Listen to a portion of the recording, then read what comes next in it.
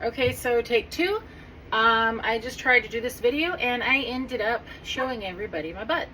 I had my dress tucked into my underwear. So let me do this again.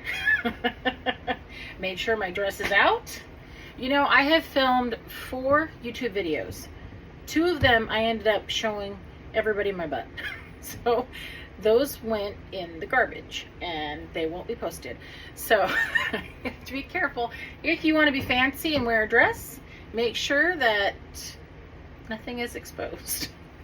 So anyways, for this video, I'm going to show you how to water bath can water.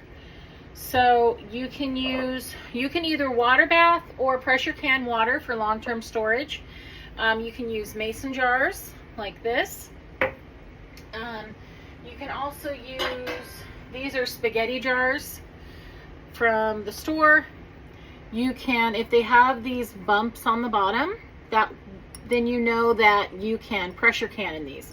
So these are good. You can pressure can, you can water bath in these. Normally these jars, to get the labels off, I will put hot water in the jar and then I'll fill a pot with hot water, let it sit in there, and the hot water helps to soften up the glue and get the label off. Keep saying because I just can't believe I just went through, I just did this video, did all this stuff, and then my kids walked in the kitchen and they said, "Mom, what are you doing?" And I said, "I'm filming a video." And they said, "Well, your dress is tucked into your underwear." And I watched the video back and I did turn around. I turned around, I got my tongs out to show some stuff. I'm not very good at this. Anyways, in my last video, I put some of these jars. This one's a little bit bigger. This one's 32 ounces, so it won't fit in my electric canner. I put 4 24-ounce jars in my both my electric canners. So I put a total of 8 jars in. When you're canning, if you put hot water in your jar, you're going to want to put hot water on the outside as well to prevent your jars from cracking, because you don't want to have any shocking. You don't want to shock the jars and have them crack. So this one, I'll go ahead and show you how to water bath. This is a nice big pot I have. When you water bath, you're going to want to have the water up above about an inch or more above the jar. Yeah, like that. To water bath this jar, this big one, this needs to be a really deep pot. I think I can do it in here. It might be better if I get my pressure canner to do that with this one. Another thing I wanted to mention on using store-bought jars, sometimes you have a hard time getting this sticky stuff off. There's different ways to get it off. The best way that I've found is to make a paste with either like Bon Ami or Barkeeper's Friend with a little bit of water and soap, and then use the back side of a scrubber, like the green side, and scrub to get it off. You can also do things like you can use oil to help break down that glue. I think I haven't done it, but people have said you could use possibly nail polish remover. Most jars are not this stubborn. This sauce right here that I get from my daughter, though, these labels are glued on there good. And the reason that I like to get the glue off these jars is, for some chance, I'm just flustered after just filming this video, so just bear with me.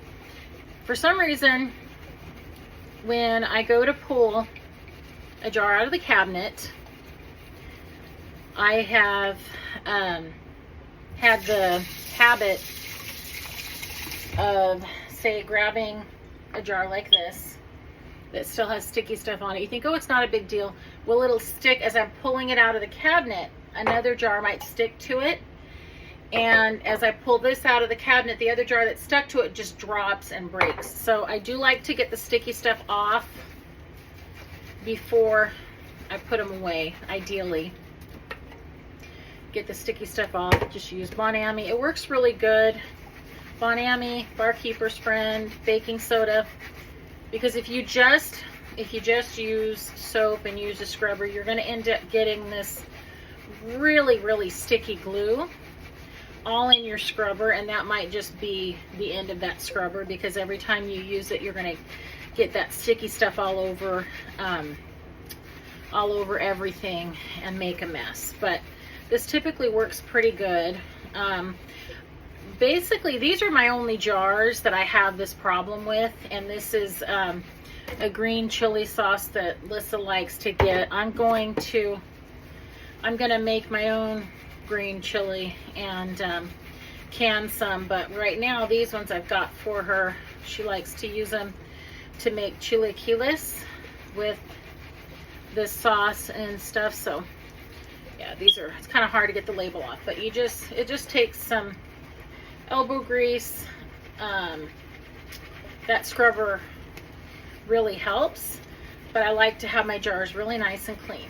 So make sure before you go to can your water, you're going to start with clean jars, and you're going to go ahead and fill. So I can finish scrubbing that later, but this is kind of what it looks like. Just, you're going to put your Bon Ami or your Barkeeper's Helper or Friend, whatever it's called, a little bit of soap and water, and scrub to get the stickiness off, and then rinse it clean. You can use mason jars to fill, to can in for water. You can use store-bought jars. You can use pretty much any jar. You can use salsa jars, jelly jars, spaghetti sauce jars. Anything that I get, I try to get it in a glass jar so that I am able to reuse that jar. And I can all kinds of stuff. I can potatoes, beans, anything that I can pressure can or water bath can in a mason jar, I can do with these store-bought jars. They say, you know, make sure that they have the little bumps on them. I haven't once found a store-bought jar that doesn't have the bumps on them so far. So yeah, look, I'm almost done. And this one, this jar is pretty hard. I mean, it's been a few minutes, but pretty hard to get clean because that glue is so sticky. Nellie, stop. Somebody might be here. But anyways, let me rinse this off and I'll show you guys. When you are canning, like I said, if you have hot liquid that's going in the jar, you're going to want to have hot liquid outside of the jar in the canner as well. When you're using these jars from the store, these store-bought jars, they typically have these, they're called lug lids. And you can buy replacements for these. They have, if you can see this right here, this is some kind of a sealing compound. You can buy replacements for them. They're pretty cheap. They're just, you know, a few cents per lid. The one that I have used is, I don't know if I'm saying it right or not, but it's called Nac Hunar. And it's in the States. I get the lids pretty quickly. I can do a video showing how to measure your jars for that. I like to get the button jars. It's just the easiest to be able to tell if the things are sealed properly or not. So let me fill this right here. I can do a video showing you how to measure these lids. This one doesn't happen to have a button, but you do know when you can tell the difference on these jars. I'll show you later with a spoon by the sound that it makes, by one that's sealed and one that's not. So I will do that later because I don't have one that's probably in the food cave that's sealed. I can show you how to do it, but I really prefer the button lids because you can tell, just like when you get sauce from the store, when that button is pulled in, it's sealed. If it's popped up, it's not sealed. So these jars that I have in this pot right here, they're all clean. I'm just going to rinse them off, and then I'm going to fill them because I had some soap on my hands. Well, that's really good. I have jars here. So let me see if I can angle this down so you can see as well, maybe I don't want to do that. I'll just show you the jars. Here. You don't need to expose anything else. All right, so normally when I fill the jars and I'm canning stuff, I will leave about a 1/2 inch to 1 inch headspace. When you're doing water, if you're going to water bath or pressure can water, you can go all the way to the top. You're going to want to make sure that your jar is clean, your lid is clean. I'm reusing these jars. These are spaghetti sauce jars. And I just asked, you just put it on, and you're going to want to, put that on tight. You do it a little tighter than you do with mason jars. I just asked my friends and family to save their jars, and then I use them, and I can for them. I like to can things like, beans, potatoes, stuff that you can get on sale, and then can it, and you have it for later. It helps with your food budget and all that stuff. So let me see, that came off really easy. That sticky stuff came off real easy. It didn't take long. That other jar just really, that label really likes to stick on there. But these jars, they come off pretty easy. The nice thing about saving these jars and canning in them, most of the time when you get jars, you get mason jars, it's going to be over $1 a can, over $1 a jar when you buy them. So these jars of spaghetti sauce, I just get the generic store brand spaghetti sauce because it's the cheapest, and then I put stuff in it to make it, make it mine. It's under $2. So I get the sauce in there, plus I get the jar, and I can can things in it. If I wanted to can my own spaghetti sauce, I can do it in there. I go all the way to the top because it's water. It doesn't need the headspace. When you're going to can water, you need to make sure that the water that you're canning is potable water. You're able to drink it. If it's not clean and you can't drink it, you're not going to want to can it. You need to start with clean water first off. When canning water for long-term storage, you will water bath it for between 10 to 20 minutes, depending on what altitude you're in.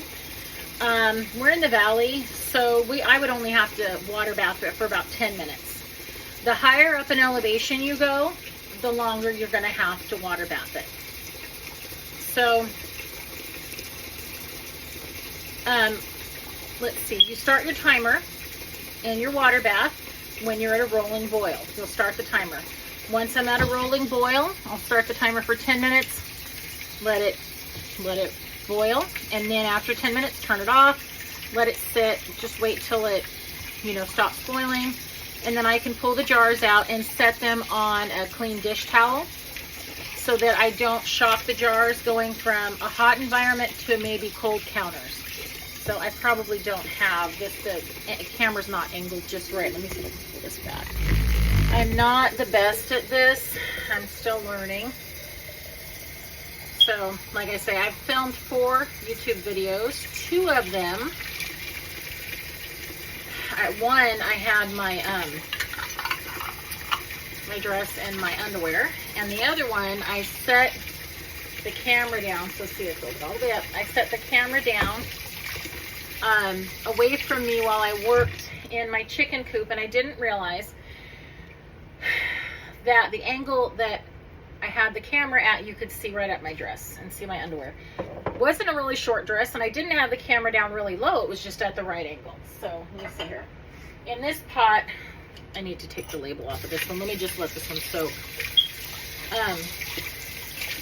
This is a big pot, so I could fit a lot of jars.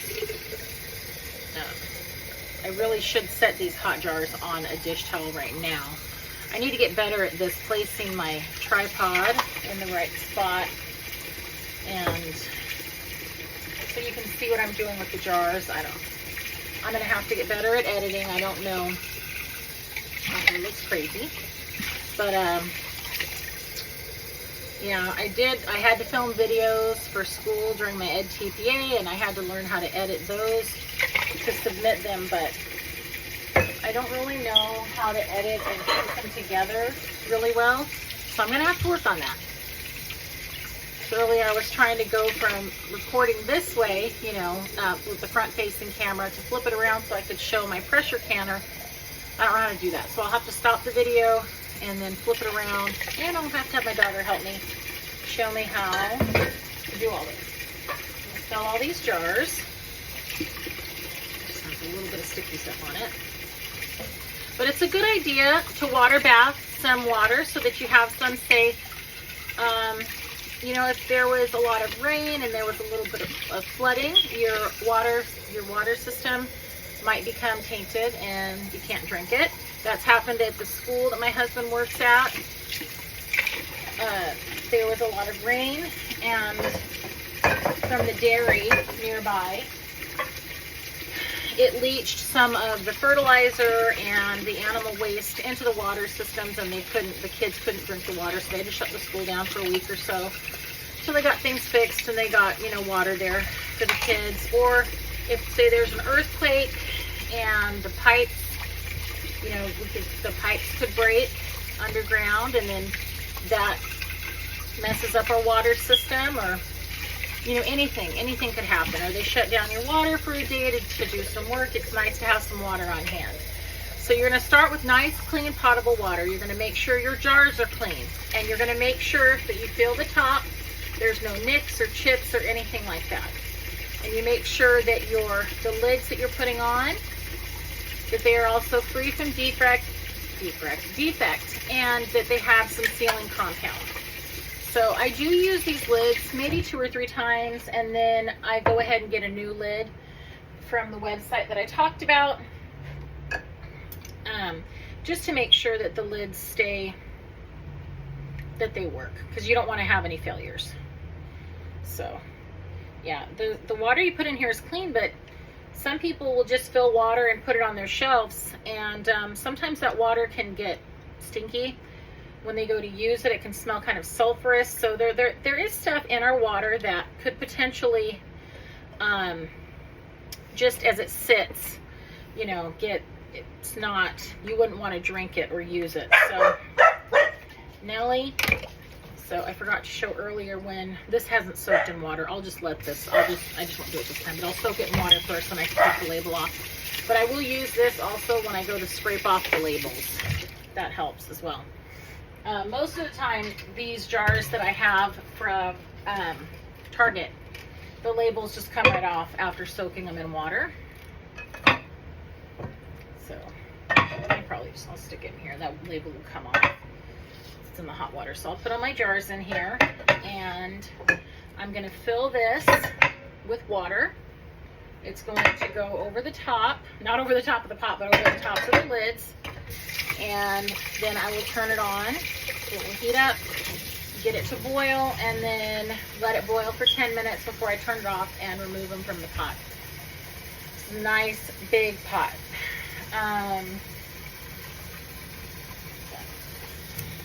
So I really hope that earlier when I was filming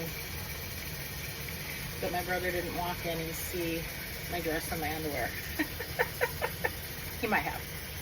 I don't know. Okay, so let me fill this up. I'll have to get better at editing. But yeah, and I'll show you guys my pressure canners. I have 2 electric pressure canners. I got them on Amazon about half off because I looked for, so these are Instant Pot pressure canners that I have. You can't just use regular Instant Pots. They have to say they're a pressure canner, so that you know that they get up to the temperature they're supposed to get to, and they hold that temperature for the right amount of time, so that you kill the, is it the Clostridium botulinum little spores if there happens to be in there, because you don't want to get botulism. You have to get up to that temperature and hold that temperature for that set amount of time so that you don't end up getting botulism. But with this water bathing is fine. Yeah, so I got those canners on Amazon. I got them about half off because I looked for the canners. I saw them on there, and then I looked for any listing that had like open box, used, or whatever, you know, canners. Normally when I get things from Amazon and they say they're used, they're normally not. It's normally just somebody got it. The box maybe is dented or something like that, or has a scratch on it. They got it, returned it. So I got them for like half price. But let me go set this on the stove. That's heavy. I'll turn my, so this looks crazy in here, but this is a working kitchen. I have 6 kids. There's always somebody in here working. Right, so let me turn my stove on. And let's see if that lit matches. Smell gas. So yeah, you're gonna want to get this to go for 10 minutes. Earlier I put some in my electric canners for 10 minutes as well. You probably don't have to do it for 10 minutes in the electric canner, but that didn't. But you can. Let's see. I might just do the stovetop one for 15 minutes just to be sure.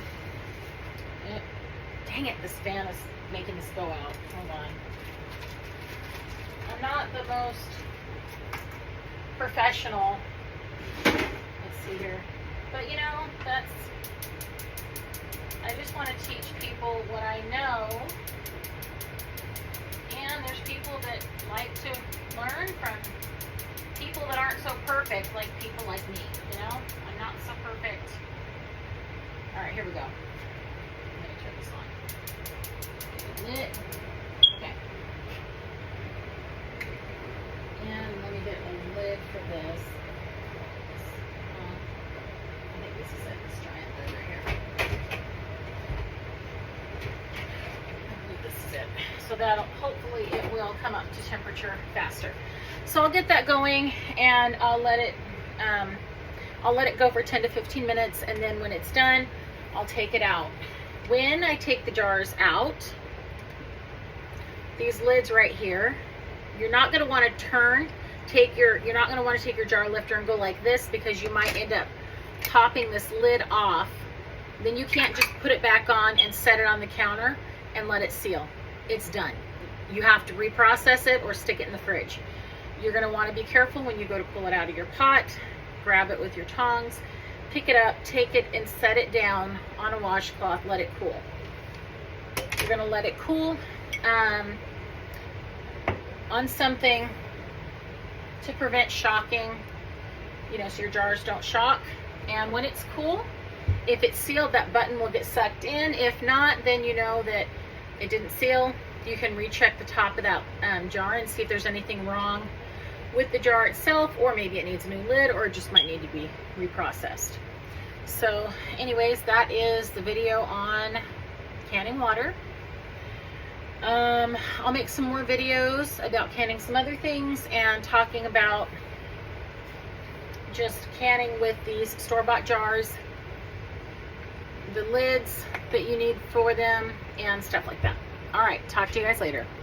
Bye.